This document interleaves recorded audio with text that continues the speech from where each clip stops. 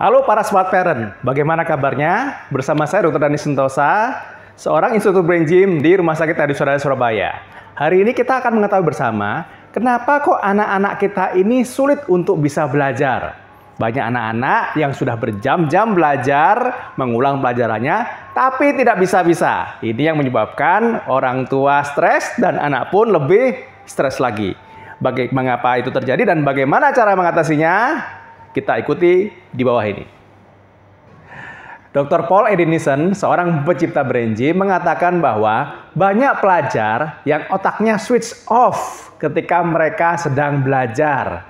Nah, apa yang terjadi ketika otaknya switch off, maka kemampuan belajar mereka akan hilang. Apa yang mereka pelajari itu tidak dapat diterima dengan baik. Nah, bandingkan Bapak Ibu semua, ketika anak-anak kita bermain game di handphonenya, apa yang terjadi? Mereka bisa bermain dengan baik tanpa harus kita ajari. Mereka bisa meningkatkan skillnya, levelnya, tanpa harus belajar dengan giat. Dan mereka lebih hafal akan gamenya daripada pelajaran-pelajarannya. Nah, kenapa begitu? Karena ketika mereka bermain game, otaknya bisa switch on. Nah, kenapa itu terjadi? Sebabnya adalah karena ketika mereka bermain game, satu, mereka tidak merasa stres.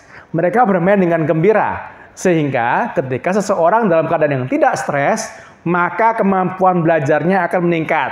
Nah, ini jadi penting Bapak Ibu ya. Ketika Anda membuat anak Anda stres, anak Anda merasa tidak suka, Anda marah-marah, maka kemampuan belajar anak Anda akan berkurang.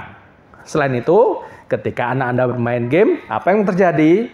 Mereka tidak hanya duduk diam, tetapi mata mereka aktif melihat layar, mereka menggunakan gerakan jari tangannya, dan suara-suaranya itu membuat mereka lebih mampu untuk bisa belajar dengan baik tanpa harus belajar.